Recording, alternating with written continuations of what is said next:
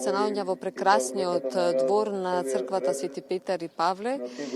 Денеска, според христијанската црква, според православната црква, е најтешкиот ден во православието, Велики петок. Така е, нели, оче? Ке разговарам со отец Дејан Трајков. Навистина, некако, кога ќе дојде Велики петок, имаме посебни чувства. Сите ние што сме приврзаници на православието. Така, да.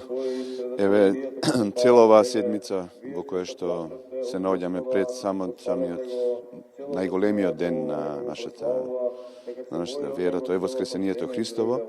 се нарекува страдална седмица или страстна седмица, позната во црквата, во која што самиот збор кажува дека во оваа седмица си спомнуваме за страдањата на нашиот Спасител Господ Исус Христос, и црквата на неа издвојува посебно внимание во текот на целиот Великденски пост. Целиот Великденски пост ние се подготвуваме за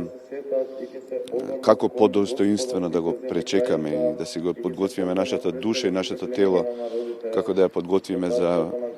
дочекот на Воскресението Христово. И ако правилно забележиме, нели, ако го анализираме постот, ќе видиме дека, например, Божикниот пост трае 40 дена, Великденскиот пост трае уште една седмица плюс 7 недели, и оваа недела се издвојува од самата таа 40-ница и е посветена посебно на страдањата на нашиот Спасител Господ Исус Христос. И затоа во оваа седмица богослужбите се малку и поинакви, подолги, поразлични, со еден подруг карактер. Тематиката е секако земена од сите оние пресмртни страдања на нашиот Спасител Господ Исус Христос, сето она кое што се случува на Велики понеделник, Велики вторник, Велика среда, на Велики четврток, кога се случува тајната вечера, кога се случува молитвата во Гециманија на нашиот Спасител Господ Исус Христос, за да сите тие тажни моменти кулминираат токму на денешниот ден, на Велики петок, кога се случува носењето на суд кај старозаветните првосвештеници Ана и Кајафа, за потоа да биде донесен кај Понтиј Пилат, за потоа биде изречена најстрашната казна во тогашната Римска империја, тоа е распнување на крст, казна која што се израчувала само за најголемите престапници, за најголемите злосторници во тогашната Римска империја. Тоа се случува со нашиот Спасител Господ Исус Христос, така тој е распнат на крстот, страдаше заради нас и заради нашето спасение, за потоа да биде погребан, како што читаме во Светото Евангелие, и по третиот ден да воскресне.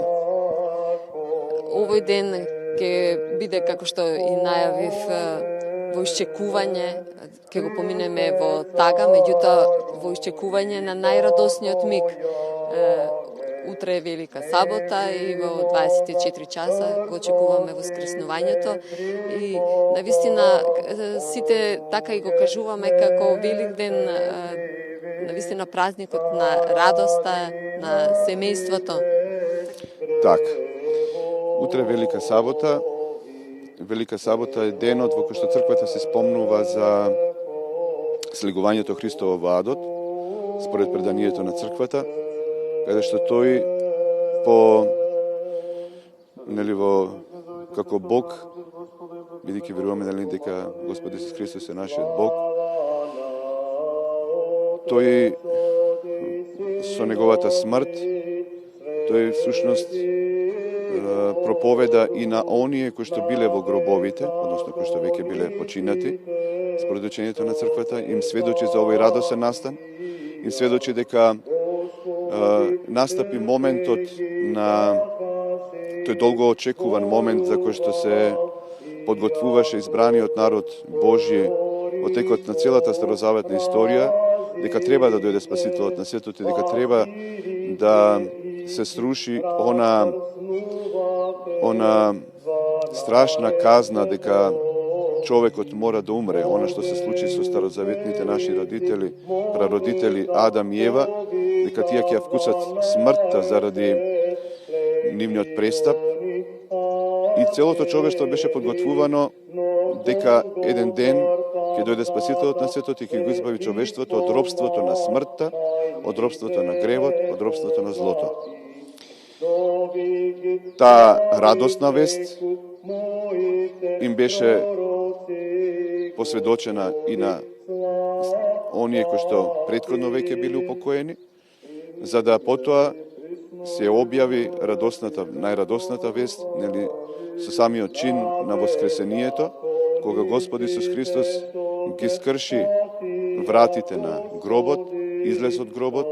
воскресна со своето тело и на таков начин ја почувствувавме и ја видовме најголемата победа извојувана во историјата на човештвото, а тоа е победата над смртта. Затоа и ние пееме секоја година на денот на воскресението: Христос воскресна од мртвите, со смртта смртта ја победи и на оние во гробовите живот им даде. Тоа е таа радосна порака, тоа е таа радосна песна која што секоја година ја пееме. Тоа е нешто кое што постојано го радува нашето срце. Тоа е нешто кое што му дава смисла на нашиот живот, бидејќи без вечен живот, оној за кој што всушност човекот е подготвен во моментот на неговото создавање, оној начин на живот и смислата на постоењето на човекот кој што му била дадена во моментот кога биле создадени нашите прародители Адам и Ева, дека ќе бидат вечно во заедница со Бога, тој момент и таа идеја за постоењето на човек на таков начин, всушност сега се реализира со воскресението на нашиот Спасител Господ Исус Христос и веруваме дека еден ден по промислата Божја и по планот Божи ќе се случи сеопштото воскресение, кога сите ние заедно повторно ќе се најдеме во заедница со Бога, сите оние кои што се упокоиле и сите во тој момент.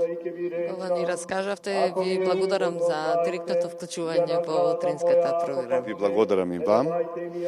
за гостувањето што дојдовте ти тука во овој храм, да ја споделиме пред се ова радост која што не очекува, иако денес е Велики петок, страдањето на нашиот Спасител, и ги поканувам воедно и